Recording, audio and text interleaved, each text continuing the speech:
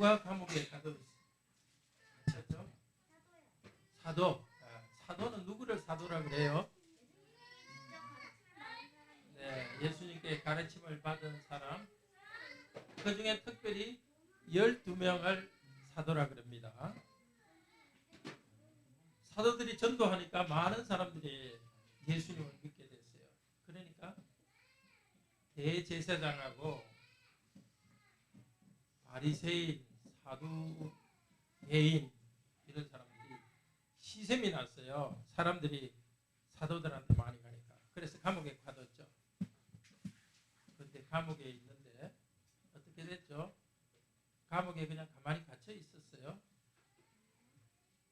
성전에서 가르치다가 감옥으로 잡혀갔어요. 성전 옆에 있는 아마 감옥일 거예요. 붙어있는 조그만 방일 거예요. 큰 감옥이 아니고. 자, 성전에 있다가 감옥에 갔다가 감옥에서 어떻게 나왔죠? 그렇죠. 하나님의 사자 천사가 와서 문을 열어줘서 새벽 일찍이 성전에 가서 또 복음 말씀을 전했죠. 그러니까 대제사장과 바리새인, 사두개인 이 사람들이 높은 사람들이 만든 모임이 산헤드린 공회라 그래요. 그걸 한번 따라해 볼까? 산헤드린 공회, 산헤드린 공회. 다시 한번 산헤드린 공회, 공회.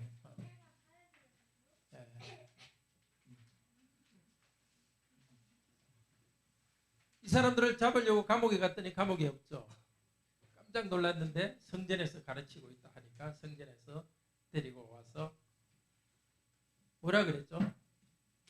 대제사장이 예수 이름으로 가르치지 말라고 했는데 왜 가르치냐 하니까 사도들이 베드로와 사도들이 뭐라고 대답했죠?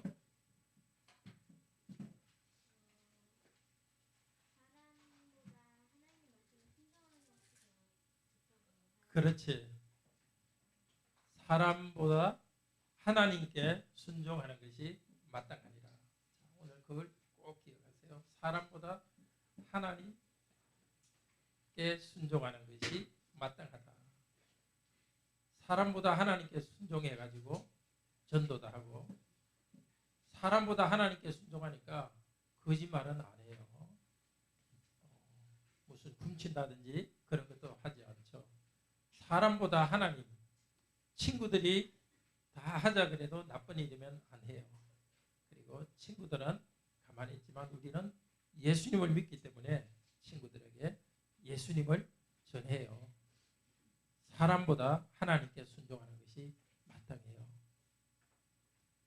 꼭 기억합시다. 사람보다 하나님께 순종하는 것이 마땅해요. 그리고 어떻게 됐죠? 오늘 읽지는 않았지만 풀려났죠.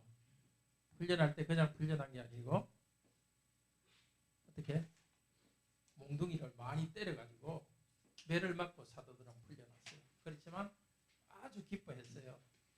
하나님 이름을 위하여서 고생하는 것을 기뻐하면서 풀려났어요. 여러분들도 예수님 믿기 때문에 하나님을 전하기 때문에 친구들이 나쁘게 말한다면 기뻐하면서 집으로 돌아오세요. 사람보다 하나님께 순종하는 것이 마땅하니라 기억하면서 들어갑시다.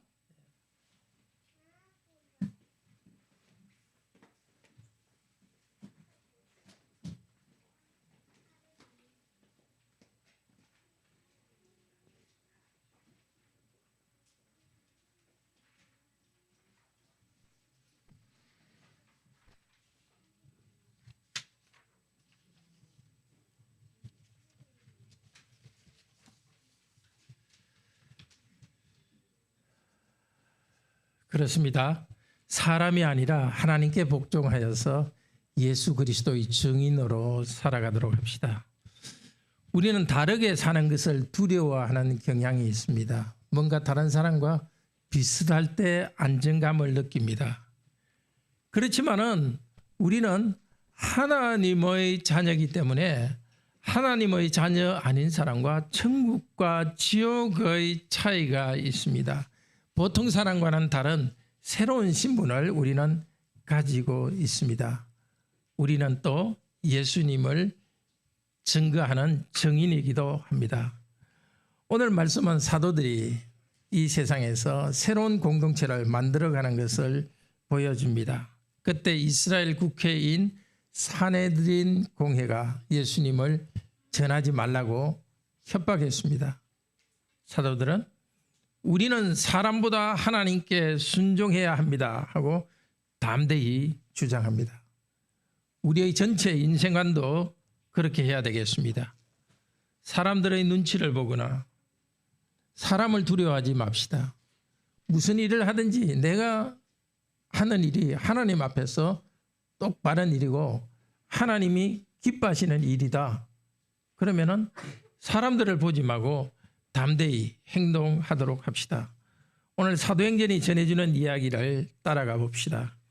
크게 세 장면입니다. 첫 번째는 사도들이 성전에서 가르치다가 감옥에 갇혔다가 다시 성전으로 와서 성전에서 가르치는 장면입니다. 두 번째는 첫 번째가 12절에서 21절까지 앞쪽 부분 읽지 않았습니다만은 두 번째 장면은 산헤드린 공회에서 산헤드린 공회가 사도들을 소환하는 장면입니다. 21절에서 27절입니다. 그리고 세 번째 장면은 산헤드린 공회가 사도들을 신문했고 사도들은 사람보다 하나님을 순종하겠다고 말합니다. 27절에서 32절입니다.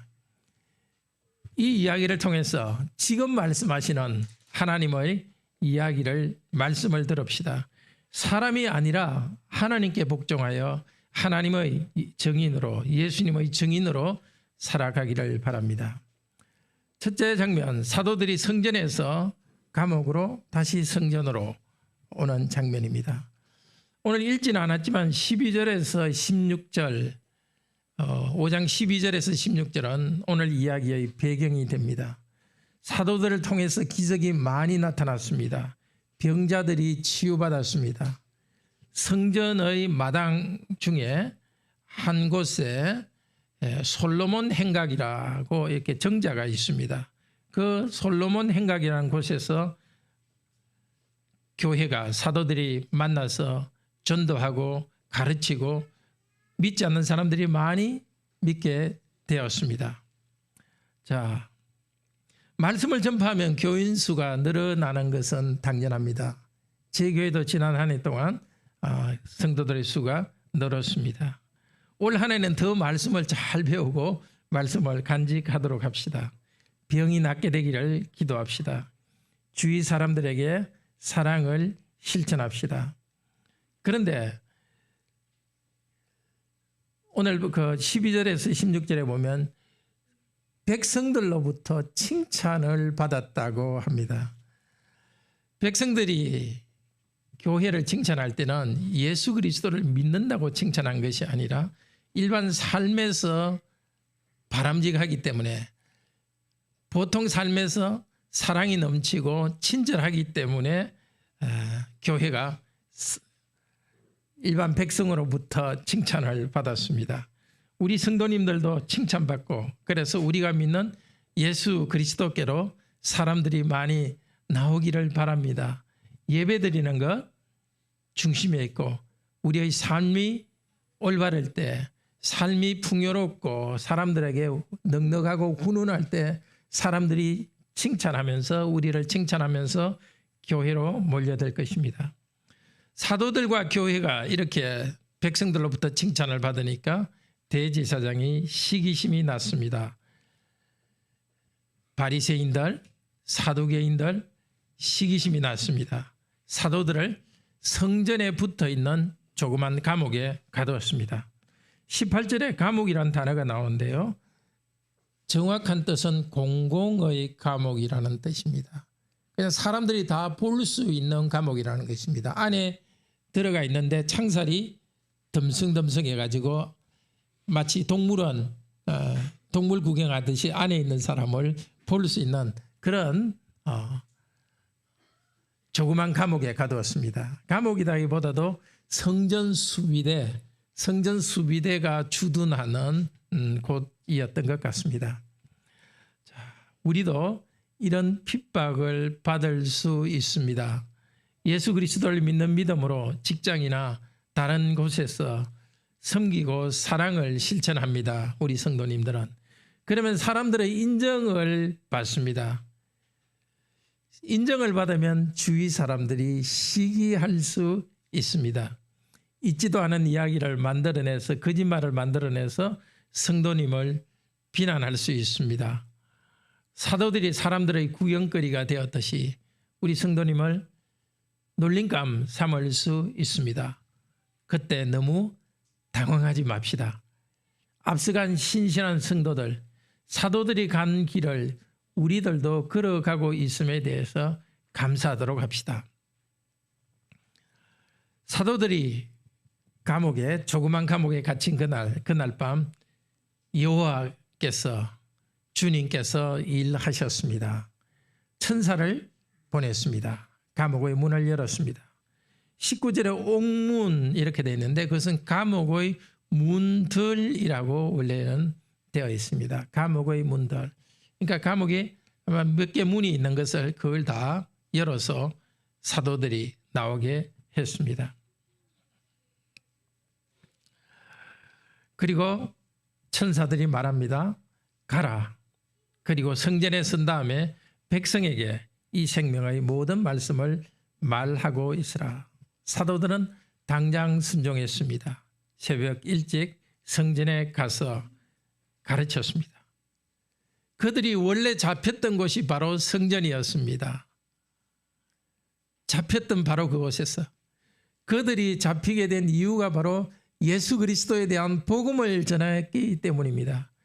그들이 잡힌 이유가 됐던 그 복음을 그들이 잡혔던 장소 그 성전에서 전합니다. 우리도 복음을 한번 전하다가 어려운 일 당한다고 그만두지 맙시다. 물러서지 말고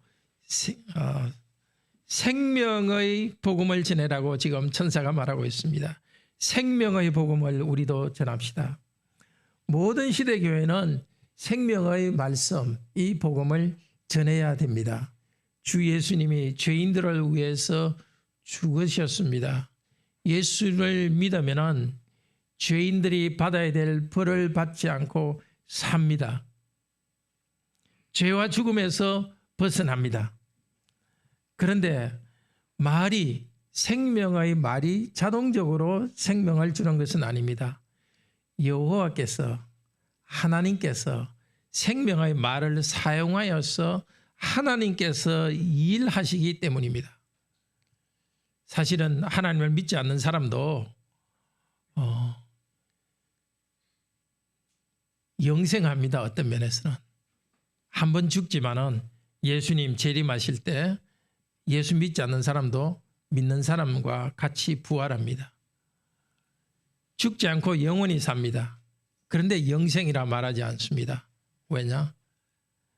하나님의 빛과 하나님의 사랑과 자비와 그 모든 것은 없고 사탄의 정오, 미움, 분열 그것이 있는 그곳 지옥에서 영원히 살기 때문에 믿지 않는 사람은 영생이라 하지 않고 꼭 말을 붙이자면 영사입니다. 영사, 영 죽는 삶을 삽니다. 그 영 죽는 삶에서 벗어나서 영생의 길을 이 하나님의 말씀을 통해서 말을 통해서 하나님께서 영생을 주시는 것입니다. 예수 그리스도를 믿는 사람만이 영생을 누립니다. 영생은 영생의 근원이 되는 셈이 되는 하나님으로부터 나옵니다. 하나님께서 은혜로 주시는 것입니다. 우리 성도님들이 이미 영생은 누리고 있습니다. 하나님의 이름을 부르고 성령님의 열매, 사랑과 기쁨과 평화와 오래 참음과 자비와 양선, 착함, 충성, 신실한 것, 온유, 절제 이 모든 좋은 것들을 성령님께서 우리에게 주시는데 그것이 바로 생명입니다. 성령님의 열매가 바로 생명입니다. 성령님으로부터 성령님 예수 그리스도의 성품인 사랑과 평화와 기쁨을 받고 내가 누리고 그것을 다른 사람에게 흘려보내는 것이 영생입니다. 생명이신 그리스도께서 성령님을 통해서 우리와 함께 하시면서 예수 그리스도의 성품, 예수 그리스도의 자질을 우리한테 쏟아부어 주시는 여기에 영생이 있습니다. 다른 것이 아니라, 다른 방법이 아니라 오직 말씀을 전할 때에, 복음 말씀을 전할 때 복음 말씀을 통해서 영생이 온다는 사실입니다. 하나님이 그렇게 일하시니까 그런 겁니다. 말에 무슨 마술과 같은 힘이 있은 것이 아니라 하나님께서 정하신 예수 그리스도의 십자가와 부활의 복음을 전할 때에 하나님께서 그 은혜를 이 말을 통하여서 영생을 넘치는 생명을 주십니다. 말씀과 함께 이 영생은 사실 신의 생명을 우리에게 주시는 겁니다. 신이신 그분이 가진 성품과 좋은 것들을 우리에게 흘려 보내주십니다. 사도들은 성전에서 복음 말씀을 전했습니다. 이제 두 번째 장면 21절부터 시작됩니다. 다음 날 아침에 산헤드린 공회가 소집되었습니다. 산헤드린 공회라는 것은 이스라엘의 자치 국회입니다. 이스라엘이 로마의 식민지였기 때문에 독립적인 주권은 없었죠. 그렇지만 로마가 이스라엘에게 종교적인 문제에 대해서는 스스로 결정할 수 있도록 이 산헤드린 공회를 조직하도록 해 주었습니다. 거기는 대제사장, 바리새인, 사두개인 이런 사람들이 구성원이었습니다. 산헤드린 공회는 아침 일찍 부하 성전 수비대원, 거기 부하라는 것은 성전을 지키는 수비대원, 아마 레위인이었을 것입니다. 그 일반 그 수비대원을 감옥으로 보냈습니다. 데려오라고. 그런데 갔더니 아니나 다를까 감옥 문은 쫙 잠겨 있는데 안쪽에는 사람이 없습니다. 당황해가지고 와서 보고했습니다. 그때 누군가가 또 와서 전해주었습니다. 성전에서 사도들이 성전에서 가르치고 있습니다 하는 말을 전해주었습니다. 그 말을 듣고 이번에는 성전 맡은 자라고 되어 있죠. 바로 성전 수비대장입니다. 수비대장이 자기 부하들을 데리고 급히 성전으로 갔습니다. 산헤드린 공회와 여기 그 성전은 멀리 떨어져 있는 것이 아니라 이렇게 그 담을 하나 사이에 두고 붙어 있습니다. 그런데 사도들을 데리고 올 때에 폭력으로 강제 물리력을 쓰지 않았다고 말하죠. 억지로 하지 못했다, 않았다. 왜냐하면 백성들이 돌을 던져서 백성들한테 돌 맞아 죽을까 봐서. 무슨 뜻입니까? 사도들이, 교회 성도들이 일반인들한테 굉장히 좋은 평판을 받고 있었던 것입니다. 지도자들은 싫어했지만 일반 민중들은 기독교인들을 아주 좋아했습니다. 뭐 상상해 보면 알 수 있죠. 힘든 사람들 먹을 것 나눠주고 격려하고 욕하지 않고 친절하고, 그러니까 기독교인들은 굉장히 좋은 이미지를 가지고 있었던 것입니다. 우리 성도님들 주위에서도 그렇죠. 우리 성도님들에 대해서 좋은 이미지를 가지고 있죠. 여러분이 믿는 하나님은 싫어하더라도, 관심이 없다 하더라도 여러분이 살아가는 삶의 방식, 성품, 그런 것들은 너무 매력적이어서 좋게 보는 것이 정상입니다. 기독교인이 칭찬과 존경을 받기 때문에 기독교인이 전하는 예수 그리스도의 복음이 먹혀 들어가는 것입니다. 우리들이 그렇게 되기를 바랍니다. 지금까지 그랬겠지만 앞으로 더 오늘 이 말씀 봤으니까 앞으로 더 그렇게 되기를 바랍니다. 그러니까 이 사도들이 산헤드린 공회에 이제 신문 받으러 왔지만은 자기 발로 사실 온 겁니다. 자기 발로 오고 떳떳하게 온 것입니다. 그만큼 독립적인 인정을 받았던 것입니다.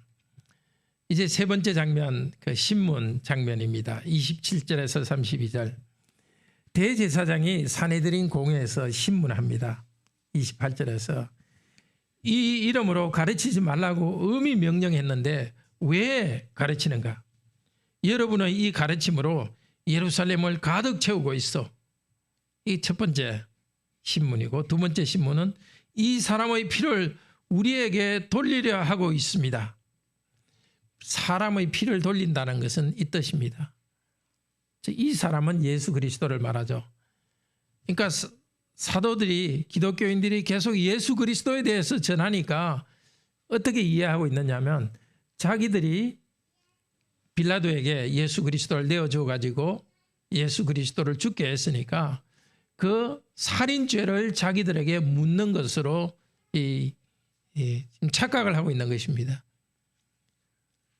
대제사장과 그때의 종교 지도자, 이스라엘의 지도자들은 기독교인들이 복음 전하고 있는 것이 자기들의 살인죄를 문책하는 것으로 알고 있습니다.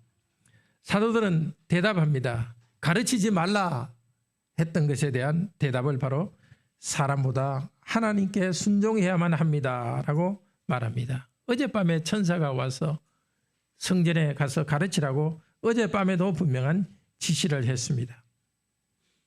자, 지금 우리도 이 말을 꼭 마음에 새깁시다. 우리 어린이들 중에 아까도 이야기 들었지만 이 한마디만 오늘 꼭 기억합시다. 사람보다 하나님께 순종해야만 합니다. 다 같이 한번 따라해 봅시다. 사람보다 하나님께 순종해야만 합니다. 예. 우리나라에서는 예수 그리스도의 복음을 전한다고 감옥에 갇히지 않습니다. 그렇지만은 친구들에게 예수 그리스도의 복음을 전하면은 따돌림 당할 수가 있습니다.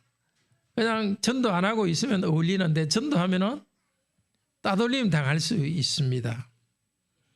친구들이 우리를 불편하게 생각합니다. 그래도 우리는 예수 그리스도는 전합시다. 전도하지 말라고 했는데 왜 전도했느냐? 그러면 우리도 말합시다. 사람보다 하나님께 순종해야 합니다. 그래서 나는 예수님을 전합니다. 직장에서 불법이나 불의한 일을 요구하면 우리는 말합시다. 사람보다 하나님께 순종해야만 한다. 옆에 동료들은 눈가림만 하고 게으르게 일할 때도 우리 성도는 성실하게 일합니다. 눈가림만 하면서 일을 제대로 아는 사람은 들었는데 잊어버렸어요. 루팡. 월급 루팡. 예, 월급 루팡. 월급 루팡들은 자기도 옆에 동료들도 월급 루팡이 되기를 원합니다. 그런 사람들 곁에서 우리는 말합시다. 사람보다 하나님께 순종해야만 한다. 그렇게 열심히 일한다고 월급 더 받냐? 하나님 앞에서 일하니까 사람보다 하나님께 순종해야만 한다. 말해주도록 합시다. 그런데 사도들은 예수 그리스도에 대해서 전하지 말라고 금지하고 있는데 바로 그 순간에 복음을 전하고 있습니다. 이 사람의 피를 우리에게 돌리고자 한다. 우리 보고 살인죄를 묻겠다는 겁니까? 하고 대제사장이 그렇게 말했을 때 사도는 대답합니다. 사도가 전하는 말은 그 사람들에게 결코 위협이 아닙니다. 왜냐하면 32절에서 말합니다. 이스라엘에게 회개함과 죄사함을 주시려고 이 복음을 전하고 있습니다. 살인한 건 맞습니다. 예수 애매한 사람을 십자가에 못 박게 해서 이스라엘의 지도자들이 살인한 것 맞습니다. 그렇지만 그 죽으신 분에 대한 이야기, 죽으신 분에 대한 소식은 복음입니다. 그분을 믿음으로써 죄를 용서받는다는 이 복음을 전하고 있습니다. 회개는 중생의 영 성령님께서 우리 마음을 새롭게 할 때 가능합니다.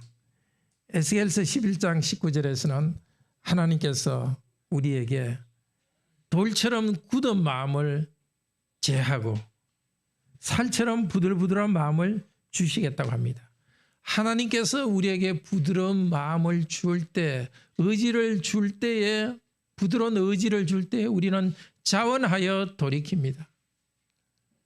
성도들에게 있어서 회개라는 것은 한순간이 아니라 평생 계속하는 것입니다. 계속해서 내 타고난 본성인 죄악을 부인하고 본성을 부인하고 성령께서 주시는 새로운 본성을 계속 취하는 것이 회개입니다. 그런데 우리가 아무리 회개하고 아무리 거룩하게 되더라도 여전히 우리는 하나님을 싫어하고 이웃을 미워하는 경향이 있습니다. 우리가 회개한 정도만큼만 하나님께서 받아들여 준다면 하나님으로부터 저주밖에 있을 수 없습니다. 그래서 성령님을 통하여서 우리에게 회개의 영을 주시지만 동시에 용서해 주십니다.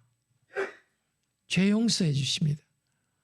회개하는 순간 새롭게 결심한 그 순간에도 나는 죄로 물들어 있기 때문에 하나님께서는 우리를 죄를 용서해 주셔서 받아들여 주십니다. 항상 회개라는 은혜와 죄 용서라는 은혜 두 개가 동시에 있습니다. 회개하고 새 사람 돼도 부족한데 부족함을 아시는 하나님께서는 계속해서 죄 용서해 주십니다. 여러분이 나무에 달아서 죽인 예수, 신명기 21장 23절에 보면은 나무에 죽은 시체가를 나무에 다는 것은 하나님으로부터 저주받은 것입니다. 여러분은 하나님께 저주받은 사람으로서 예수를 십자가에 못 박았지만은 그러나 하나님께서 살리셨습니다. 우리 조상의 하나님이 살리셨습니다. 높이셨습니다. 왜? 우리들 대신해서 죄로 인해서 죽어있는 우리들을 일으키기 위해서 죄로 인해서 하나님께 가까이 갈 수 없는 우리가 하나님께 가까이 가도록 하기 위해서 우리의 대표 되신 예수님이 하늘 높이 성천하도록 하나님께서 받으셨습니다. 사도들이 전하는 이분은 임금과 구주입니다. 이 임금이라는 것은 여러 가지 뜻이 있는데 선구자라고 하는 표현이 좀 뜻이 가까울 것 같습니다. 먼저 되어 있는 분, 원형 혹은 선구자. 그렇습니다. 예수께서 죽었다가 부활하신 것은 우리의 선구자로서 구원주로서 그렇게 하셨습니다. 하늘 높이 가신 것도 구원주로서 선구자로서 그렇게 하셨습니다. 예수 그리스도는 십자가에서 여러분 한 분 한 분의 죄에 대한 심판을 받으셨습니다. 여러분을 대신해서 저와 여러분을 대신해서 하늘에 오르셔서 하나님 가까이 앉아 계십니다. 이제 예수님이 하신 일을 믿으면 저와 여러분은 예수님이 한 것이 우리 것이 됩니다. 죄로부터 죽음으로부터 일어나고 이제 비록 우리가 몸은 땅에 있지만 우리의 머리 되신 그분은 하늘에 계셔서 하나님의 영광에 참여합니다. 예수님의 생명이 우리에게 흘러넘칩니다. 예수님은 참 포도나무요 우리는 가지로 만드십니다. 예수님은 우리로 친구로 삼아주시고 우리에게 생명을 주십니다.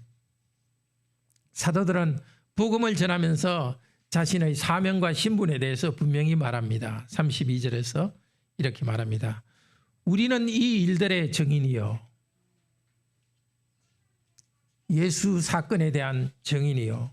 하나님이 자기를 순종하는 자들에게 주신 성령도 그렇습니다. 증인입니다.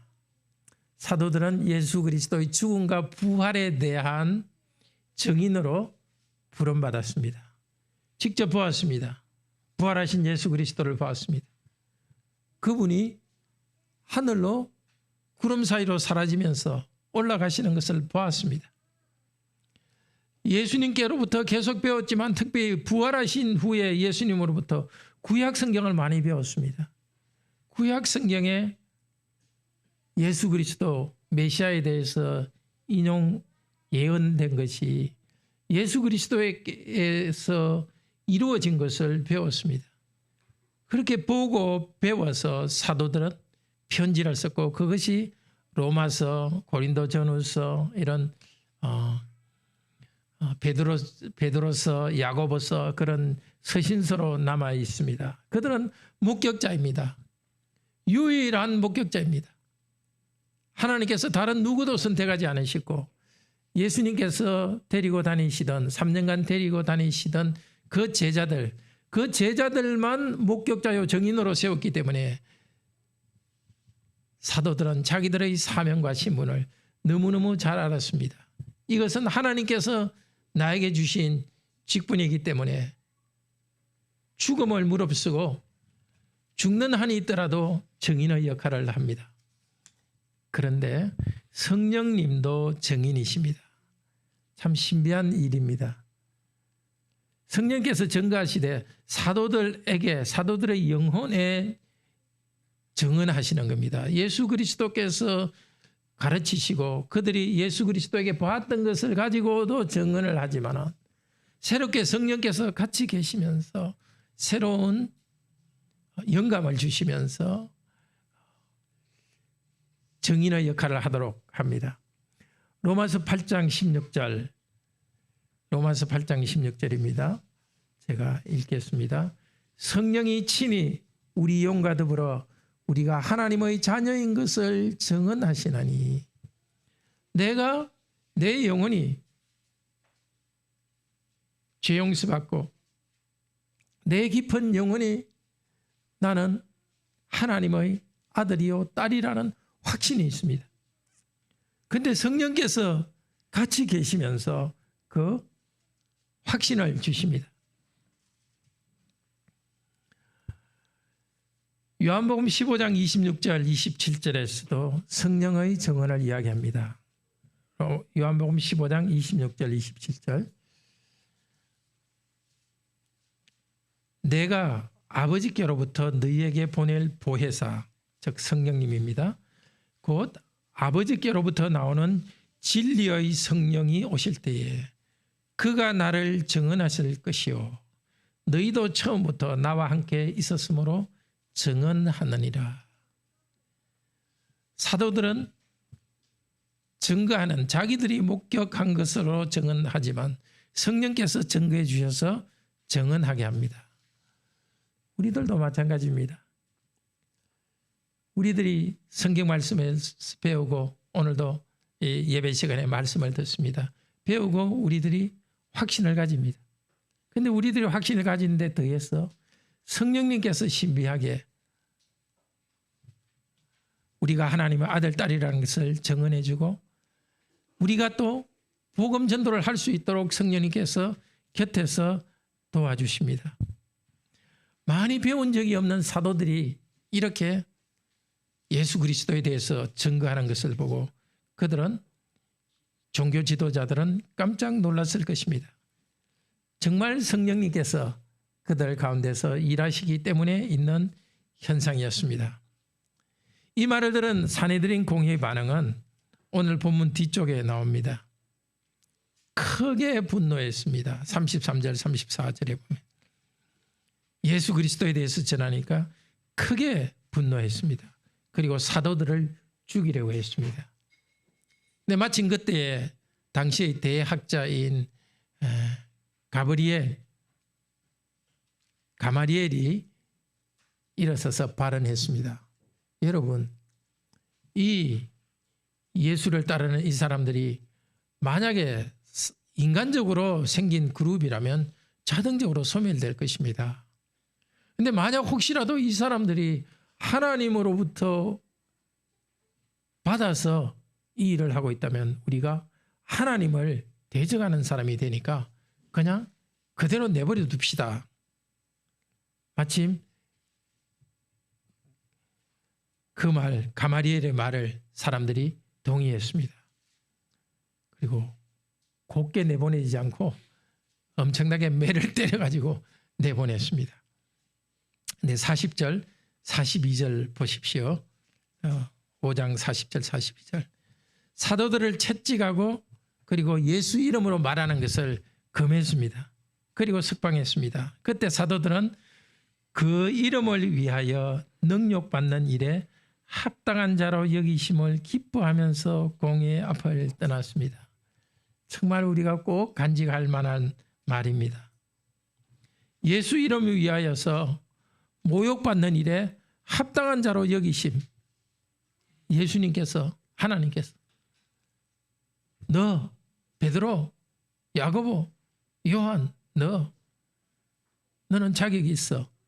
예수 이름을 위하여, 내 이름을 위하여서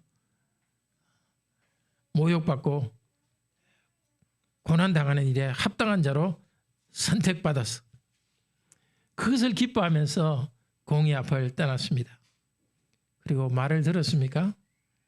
나가자마자 가정집에서 예수 복음 전하고 성전에서 복음 전하고 예수가 바로 그리스도라는 것을 가르치고 전도하는 것을 그치지 않았습니다.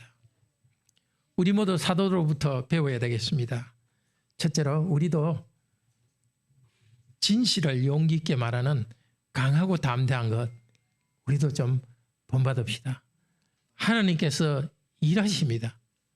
우리만 내버려 두시는 것이 아니라 우리가 길을 쓰고 강하고 담대하게 말할 때 하나님께서 필요할 때는 그 감옥에서 끄집어내기도 하고 필요할 때는 매맞게 두기도 합니다. 두 번째로 원칙을 따라 생각하는 것을 배웁시다. 생각하는 방법을 배웁시다. 이렇게 하면 안전한가? 그렇게 묻지 말고 하나님께서 나에게 하라고 하시는 것이 이것인가? 그러니까 하나님이 원하시는 것인가를 묻기를 바랍니다. 하나님이 원하시는 것이라면 그것을 바로 알고 강하고 담대히 그것을 행합시다. 분명히 하나님의 원하시는 일을 우리 성도님들이 눈짝 감고 해버린다면 그 뒷일은 하나님이 책임지실 일입니다. 저질러면 일단 저질러 놓고 보시면은 저질러 놓으시면 뒷수습은 하나님이 하실 것입니다. 셋째로 우리도 그들처럼 자신이 해야 될 의무와 기능, 자기의 직분에 대한 선명한 생각을 가지고 있읍시다. 그들은 사도로서의 자기 직분 분명히 알았습니다. 우리도 사도만큼은 아니지만 우리도 사도적 직분이 있고 복음을 나눌 증인의 사명이 우리에게 있습니다. 넷째로 가장 중요한 것은 하나님을 굳게 믿읍시다. 하나님께서는 사도들을 감옥에서 빠져나오도록 기적을 행했습니다. 그러나 또 동시에 조금 뒤에는 매질당하도록 내버려 두기도 했습니다. 지금 우리가 복음을 전하고 복음적 삶을 살아갈 때에 정말 어려움을 기적적으로 피하게 하실 수도 있을 것입니다. 그러나 하나님께서는 우리에게 환난을 당하도록 하실 수가 있습니다. 어느 경우는 간에 어려움으로부터 빠져나오게 하든 아니면 어려운 가운데 두시든 간에 중요한 것은 삼위 하나님께서 우리와 함께 하신다는 사실입니다. 하나님 없이 안락하게 사는 것은 지옥입니다. 하나님께서 환난을 주시더라도 하나님께서 함께 하십니다. 하나님의 임재하심 가운데 풍요롭게 하나님의 일하심을 경험할 것입니다. 다섯째, 다섯째 마지막으로 우리 성도님 모두 다 오늘 이 말씀 들었으니까 전도할 친구 한 명 마음에 좀 결심합시다. 이번 주 중에 당장 안 하셔도 되고 올해 중에는 적어도 올해 중에는 전도해야 되겠다. 전도할 친구나 장소를 하나 결심합시다. 한 사람 결심합시다. 그리고 올해 중에 그 사람에게 꼭 전도합시다. 그러면 오늘 이 이야기 우리가 들었던 이 스토리가 우리의 스토리가 될 것입니다. 우리가 전도하지 않고 그냥 있으면 하나님의 능력을 맛보지 못합니다. 그렇지만 과감히 일을 저지르시면 하나님께서 매를 맞게 하시든지 아니면 감옥 문이 열리는 그런 기적을 주시든지 하나님께서 당신의 일하시는 사인을 보여주실 것입니다. 우리 다 같이 찬송 212장